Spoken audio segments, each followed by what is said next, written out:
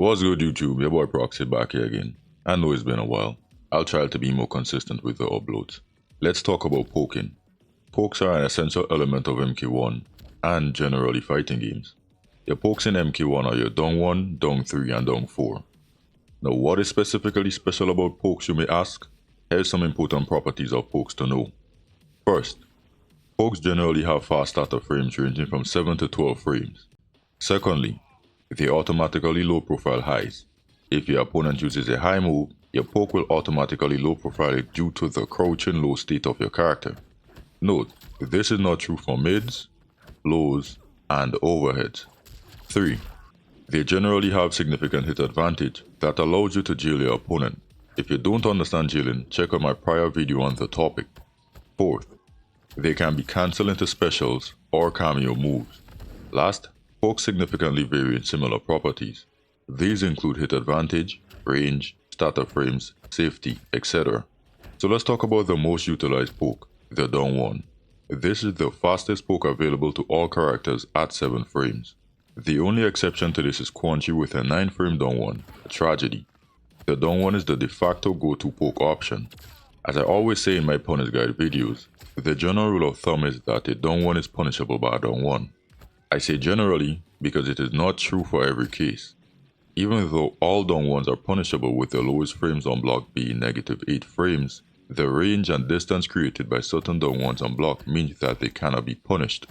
You need to understand that Dong 1s interact very differently based on the character. Some characters cannot Dong 1 reversal punish other characters.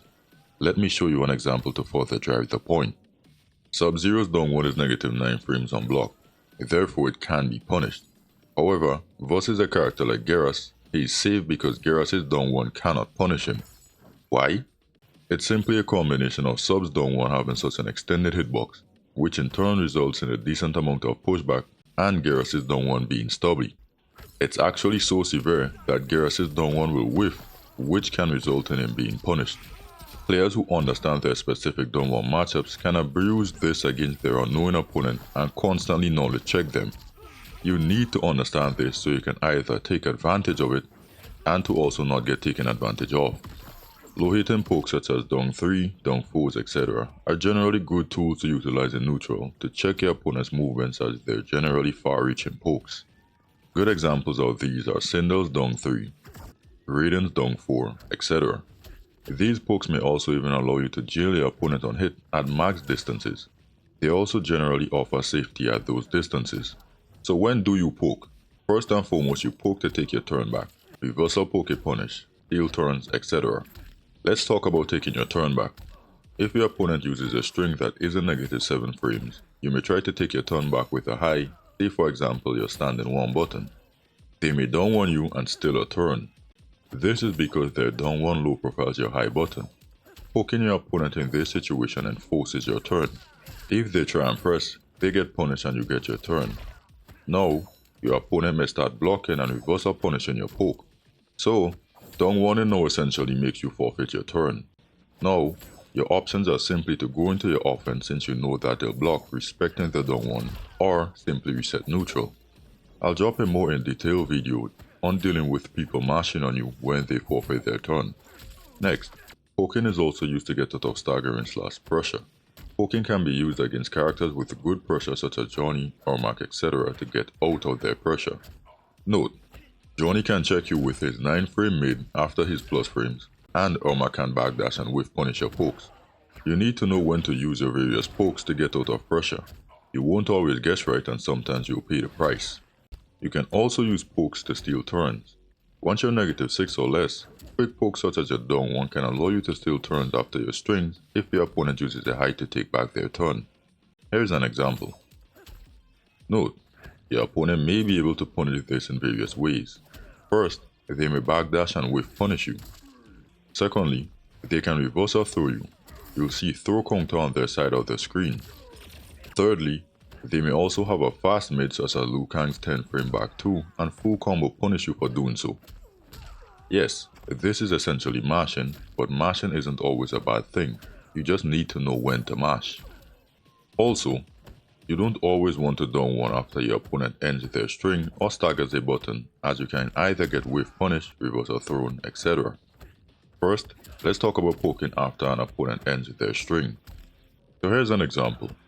Liu Kang just used his forward 4-3, that's -4 on block. You then down one and he blocks it. You either get reverse or down one punished, thrown, or he may go back into pressure. Down one, if it's not a punish a poke, can often lead to you forfeiting your turn. Sometimes it's best to just back up and reset neutral or go into your pressure. Secondly, you need to know generally what's plus or zero on block so you don't get caught in this situation. Poking on plus or zero is generally not a good idea. Let me show you why. First and foremost, your opponent can check you with their own down one. Once they're plus, their down one will beat out your fastest poke. You're down one, always.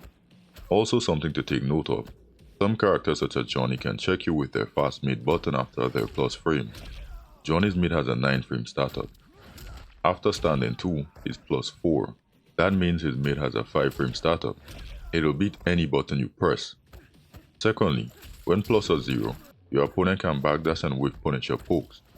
Now, certain pokes can check your opponent's backdash based on their reach and the frames of your opponent. That's up to you to know what your check buttons are in such situations. Last, be very careful when poking back against your opponent's non-punishable pokes, staggers, etc. I'm a criminal when it comes to doing this and I often pay heavily for doing so. You can get whiff punished when doing this. Let me show you some examples. Etara's down 4 is -6, so she down 4 with me and I down 4 back. She can jump and whiff punish me with her dive kick. Characters with dive kicks such as Lao, Sub, etc. will often try to bait you to poke back after non-punishable pokes, staggers, etc. to whiff punish you using their dive kicks. These aren't the only characters that can whiff punish you for doing such. Here are some other examples such as Lime, Raiden, etc. whiff punishing you for doing the same thing. Lastly, let's talk about poke into special. As I said earlier, pokes can be cancelled into specials or cameos. First, these are generally unsafe or conditionally safe. Examples of unsafe poke into specials are Sindel's down 3 into an overhead. Conditionally safe is Sub-Zero's poke into his clone. He's generally safe against majority of the cast, but against a fighter such as Quan Chi, he can be full combo punished every time he attempts this. Some poke into specials can even be interrupted. Defensively, you should be looking out and taking note of your opponent's poke into special. Now on the offensive end, poke into special can catch your opponent off guard as if they're looking to either take back their turn or reset neutral. It's something you should take note of and also utilize if possible. That's all from me. I hope this video provided some value to you, and if it did, consider liking it and subscribing to the channel for more. I'm out, one love.